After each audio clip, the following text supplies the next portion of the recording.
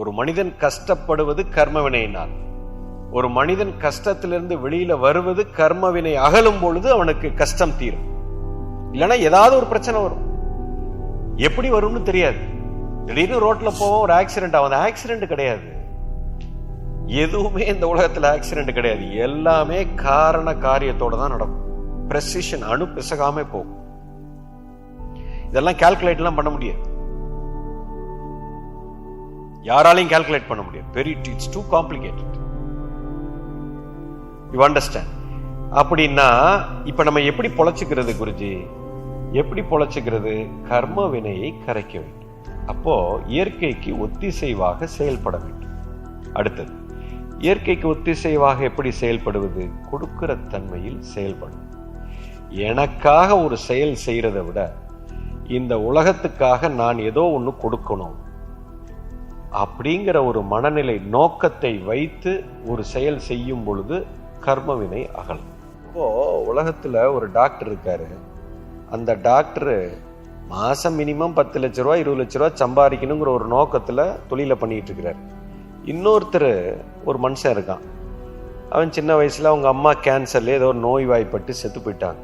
அவனுக்குள்ள ஒரு பெரிய பாதிப்பு வந்துருச்சு. வாழ்க்கையில இனிமேட்டு என்னுடைய ஊர்ல யாருமே இந்த நோயில சாகக்கூடாது, உலகத்துல நான் சாகிறதுக்குள்ள எனக்கு அம்மாவுக்கு ஏற்பட்ட நிலைமை எந்த அம்மாவுக்கோ அப்பாவுக்கோ நடக்கக்கூடாதுன்னு ஒரு வெறியில இந்த நோயை யாருக்கும் வரவிடாம தடுக்கிறது தான் என்னுடைய ஒரே பீயிங்.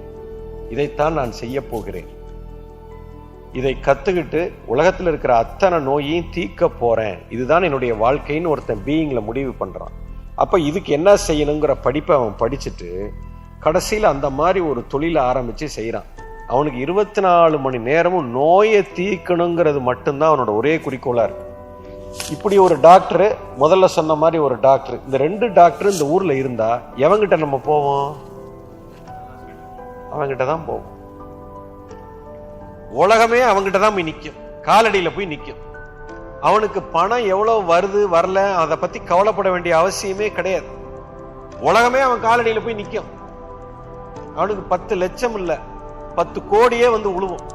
அவன் அதை பத்தி கவலைப்பட வேண்டிய அவசியமே கிடையாது. பட்டனை தட்டினா வந்து உழுவும். இதுதான் இயற்கை சட்டம். இப்போ இது கர்மா இல்ல, கர்ம யோகத்து தன்மையாக மாறு. அப்போ ஒரு மனிதன் எப்போ நான் என்ன கொடுப்பது, இந்த உலகத்துக்கு நான் பிறந்த நோக்கத்துக்கு நான் எதை கொடுப்பது அப்படிங்கிற மனநிலையில ஒருத்தன் செயல்படும் பொழுது அவனுடைய கர்மா அத்தனையும் கரைகிறது. இயற்கையின் சட்டம் இது.